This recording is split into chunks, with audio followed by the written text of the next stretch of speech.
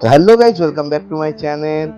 আমরা কিছুদিন আগে গুয়াহাটি গেছিলাম কামাখ্যায় পুজো দিতে, এবং আমরা ওখান থেকে ফেরবার সময় ফ্লাইট আর হোটেল থেকে বেরোনোর সময় উবের করে নিয়েছিলাম।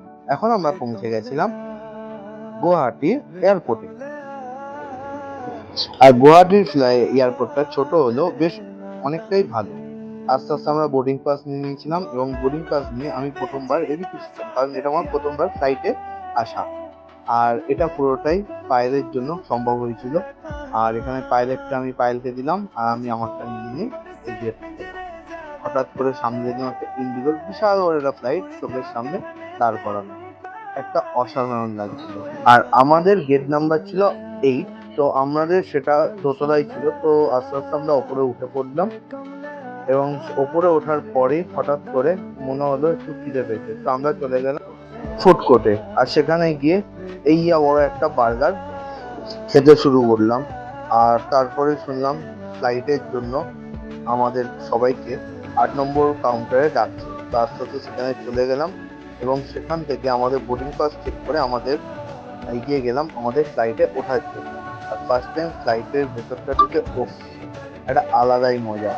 উইন্ডো সিটটা দখল করে দুজনে মিলে একদম হাসি হাসি মুখ করে বসে পড়লাম ফ্লাইটের বাইরে। উইন্ডো থেকে দেখতে দেখতে হঠাৎই আমাদের ফ্লাইটটা ছেড়ে দিল, আর আমরা সব আকাশের বুক চিরে প্রায় আকাশের ওপরে। উফ, একটা আলাদাই অনুভূতি। তোমাদের যে কি যে বলবো, যারা যারা ফ্লাইটে ওঠো তারা অনেকটাই জানোই, বাট আমার যেহেতু ফার্স্ট টাইম, তো সেহেতু এরকম একটা দৃশ্য চোখের সামনে দেখা জীবনে প্রথমবার। তো অসাধারণ। ফ্লাইটটা যেহেতু আমাদের দুপুরবেলা ছিল, তো এয়ার ইন্ডিয়ার তরফ থেকে এরকম একটা ছোট্ট একটা টিফিন বক্স, মানে টিফিন দিয়েছিল আমাদেরকে খাওয়ার জন্য, যেখানে একটা স্যান্ডউইচ, একটা সস আর একটা মিষ্টি দই ছিল। এবং আমিও সেটা পাওয়ার পরে আস্তে আস্তে খেতে শুরু করেছিলাম। জানলা দিয়ে প্রচন্ড পরিমাণে রোদ আসছিল, এটা প্রচন্ড আমাকে ইরিটেট করছিল। আমি সেটাকে বন্ধ করে দিয়ে খাওয়াতে কনসেন্ট্রেট করলাম। আর সসটাকে আমি কেটে আস্তে করে ওপর দিয়ে মাখিয়ে উফ, খেতে শুরু করে দিলাম। কি বলবো, খেতে খেতে হঠাৎ করে জানলাটা খুলে দেখি এরকম একটা দৃশ্য।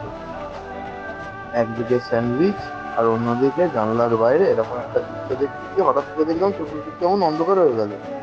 আস্তে আস্তে অন্ধকার যেমন হয়ে গেল, তেমন দেখলাম প্লেনটা আস্তে আস্তে যেমন ভূমিকম্প যেমন হলে মাটি কাঁপতে থাকে, সেরকম দেখলাম প্লেনটাও কাঁপছে। করতে করতে যখন কালো মেঘটা আস্তে আস্তে সরে গেল, তখন দেখলাম হঠাৎ করে নিচে অনেকগুলো বাড়িঘর রয়েছে। আমি ঠিক বুঝতে পারলাম না। তারপরে আস্তে আস্তে যখন একটু পরিষ্কার হলো, তখন দেখলাম ও মা, আমি তো নিজের বাড়ি পৌঁছে গেছি দমদম এয়ারপোর্টে। এটা দেখে মনটা বেশ খুশি হয়ে গেল।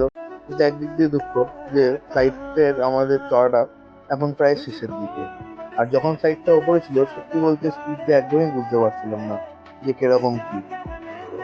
বাট যখন নামলো নিচে, তখন সত্যি বলছি বুঝতে পারছিলাম যে প্লেনটা কতটা স্পিডে ছিল, এবং মোটামুটি তাকে দাঁড়াতে কতটা সময় বা কতটা জায়গা বা কতটা পরিমাণ লাগে। আস্তে আস্তে সেখান থেকে আমরা নেমে আমরা বেরিয়ে পড়েছিলাম, এবং এবার আমাদের যাওয়ার ছিল ব্যাগ নিয়ে। তো আমরা ওখানে এগোচ্ছিলাম, আর এবার আমার ওয়াইফ কিছু আমাকে বলছিল। আর কি বলছিলাম? অসাধারণ, অসাধারণ। না, তুমি সরে গেছো, সেটাই বলছি। সেটাই সরে আসো। আহ, তো বইয়ের অনেক দাবি দেওয়া শোনার পরে দাঁড়িয়ে রয়েছি ব্যাগের অপেক্ষায়, কিন্তু ব্যাগ আসছিল না। তো ভাই কিছুক্ষণ পরে ব্যাগ আসাতে আমি তো দেখেই নাচতে আরম্ভ করলাম। তাড়াতাড়ি আমাদের বিয়ার গিফট তুলে নাও।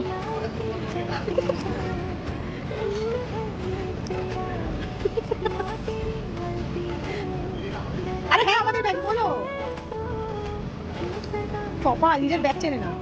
আর বিয়ে এইভাবেই ঠিক আমার হয়েছে বুঝে ফ্লাইট গেছো? শেষ হলো। আবার তোমাদের সাথে দেখা হবে নেক্সট ভিডিও।